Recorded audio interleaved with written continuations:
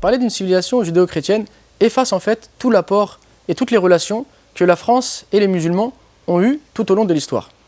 Ainsi, l'idée de ce livre était de parler de la place de l'islam en France en remontant aux origines des relations entre l'islam et la France, afin de montrer justement la place et l'apport des musulmans à la civilisation au même titre que les juifs et les chrétiens.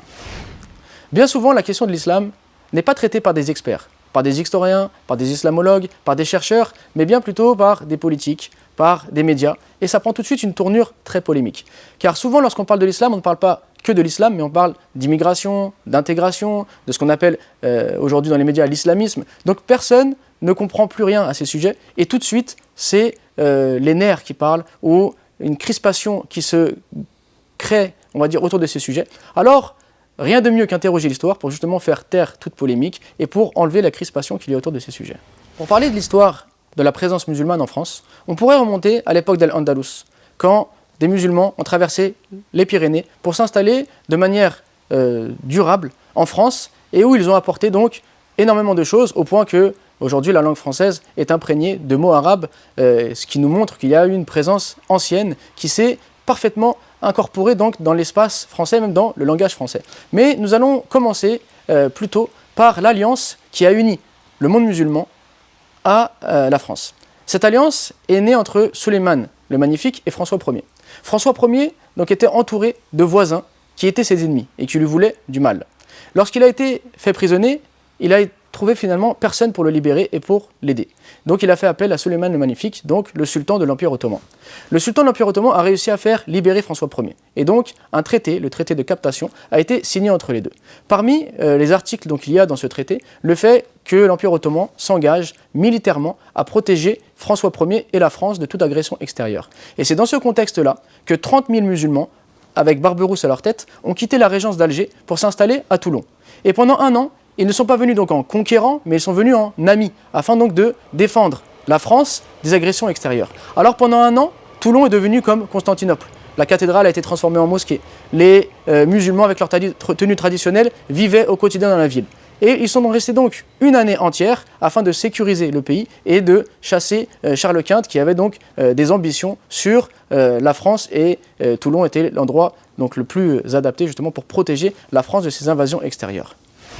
Ensuite, on va pouvoir parler également de la présence des Morisques en France. Alors les Morisques sont ces musulmans qui ont vécu en Espagne après donc la chute de Grenade en 1492, quand les chrétiens ont promis donc à ces musulmans qui vivaient en Espagne d'être protégés dans leur religion, dans leurs biens, etc. Sauf que la promesse n'a pas été tenue et la Reconquista a eu lieu. Et donc juifs et musulmans ont été chassés d'Espagne. Pour cela, on leur a donné deux choix, le baptême ou le bateau. Bien entendu, la plupart des musulmans ont choisi le bateau. Alors, ces bateaux qui étaient affrétés devaient les accompagner jusqu'au Maghreb afin donc qu'ils puissent quitter l'Espagne tranquillement. Mais la réalité est que beaucoup d'entre eux étaient finalement jetés en pleine mer. Et lorsque les Morisques ont découvert cela, ils ont souhaité donc quitter l'Espagne, mais via un port qui serait plus sécurisé.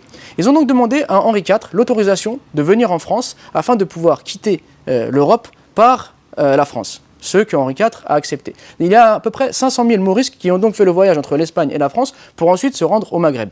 Mais sur ces 500 000 Morisques, 150 000 ont demandé l'autorisation à Henri IV de rester en France. C'est ainsi que des villages entiers, des quartiers entiers de Morisques se sont créés, avec des mosquées pour célébrer la prière, avec des madrasas pour apprendre la langue arabe, le Coran. Et donc on a eu, dès l'époque d'Henri IV, une présence musulmane sur le territoire français, avec tout ce que ça implique comme sacrifice pour manger halal, comme salat janaza pour enterrer les morts. Donc, dès cette époque-là, on a une présence musulmane qui n'est pas cachée, mais qui est dans des quartiers où, finalement, ils peuvent vivre au rythme et à la lumière donc, de leurs valeurs. Les relations entre la France et l'islam, par la suite, ont eu surtout lieu à cause donc, des conquêtes coloniales. Lorsque Bonaparte a conquis l'Égypte, il s'est retrouvé donc avec un ensemble de généraux donc, qui l'accompagnaient, dont certains ont embrassé l'islam. On peut parler par exemple du général Menou, qui a remplacé même Bonaparte et qui s'est converti à l'islam. Il s'est fait appeler Abdallah il s'est marié avec une femme donc importante d'Égypte, donc la fille d'un savant égyptien qui s'appelait Zubeida, et ils eurent un enfant qui s'appelait Suleiman. Ce qui est intéressant à noter, c'est que lorsque donc le général Menou, Abdallah, est rentré avec sa femme et son fils Suleiman à Paris, on distinguait sa femme dans les rues de Paris par le fait qu'elle portait le voile intégral, ce qui ne choquait personne à l'époque et qui permettait plutôt même de l'identifier. Et elle est la première musulmane à avoir été enterrée au cimetière donc, du Père-Lachaise.